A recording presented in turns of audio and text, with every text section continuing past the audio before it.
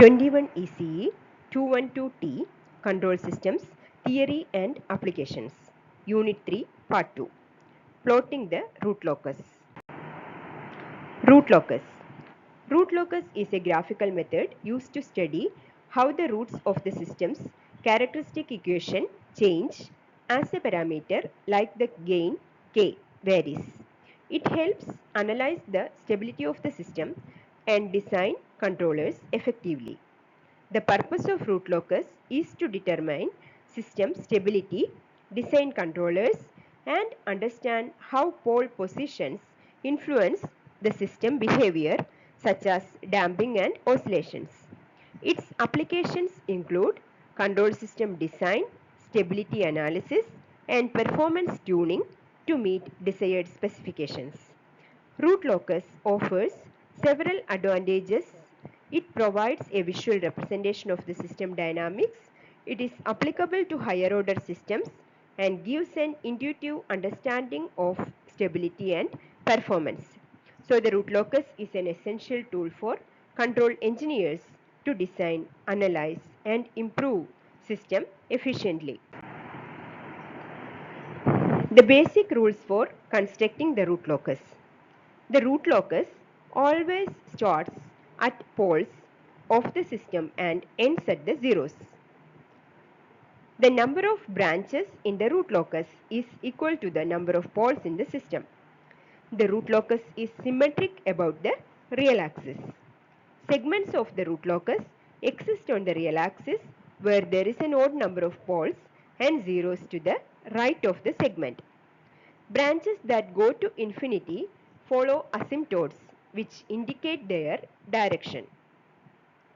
These rules help us construct the root locus accurately and understand the system's behavior. Next, let us see the steps to construct root locus. First step is to determine the poles and zeros. Locate all poles and zeros on the S-plane. Use cross mark to represent the poles and circles to represent the zeros. Determine the number of branches. The total number of branches is equal to the number of poles.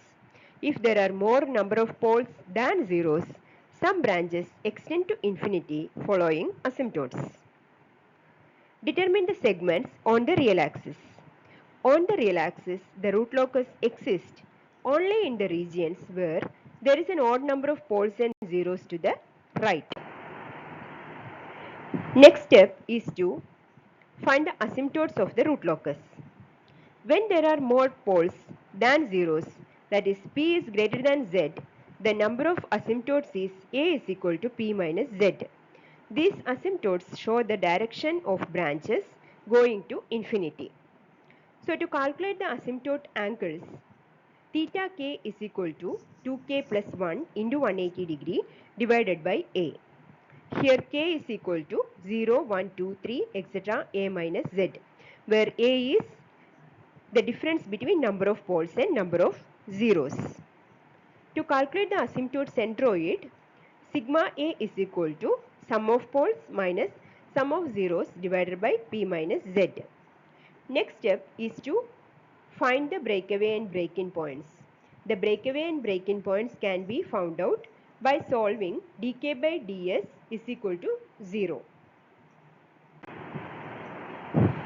Next step is to calculate the angles of departure and arrival. To calculate the angle of departure from a complex pole or angle of arrival at a complex zero, use the formula angle is equal to 180 degree minus sum of angles to or from all other poles and zeros. This determines the trajectory of the root locus near complex poles and zeros. Next is to find the points where the root loci may cross the imaginary axis. To find where the root locus crosses the imaginary axis, solve the characteristic equation for purely imaginary roots S equal to j omega.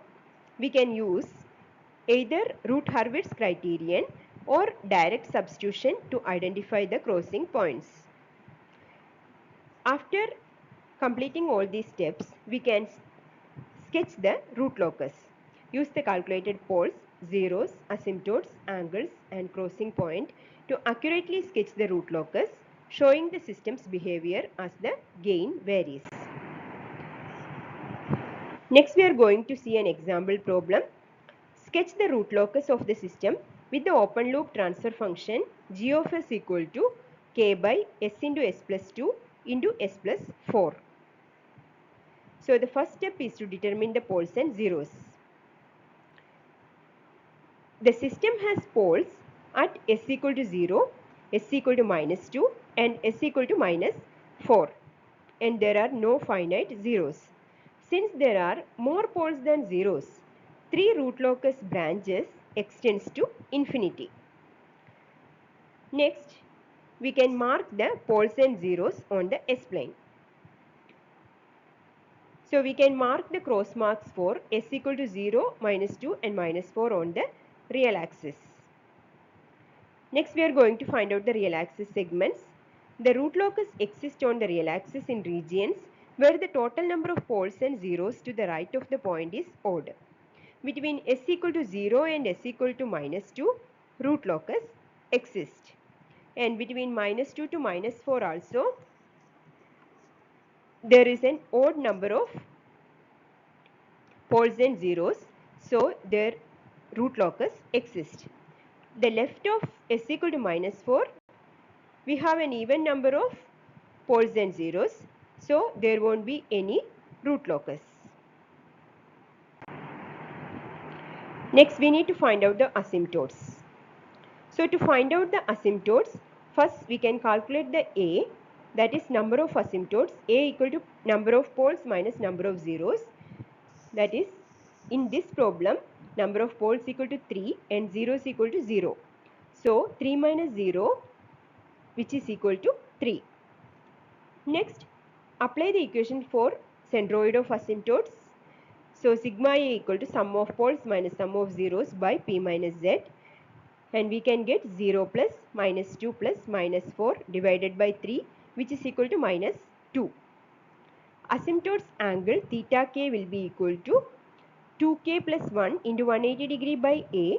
So we can get for k equal to 0, 1, 2, where k is 0, 1, 2, 3 up to A minus 1. So here A is 3. So A minus 1 will be equal to 2. So K value will varies from 0 to 2. So we can get theta 0 equal to 60 degree, theta 1 180 degree and theta 2 300 degree. Next we are going to find out the breakaway point.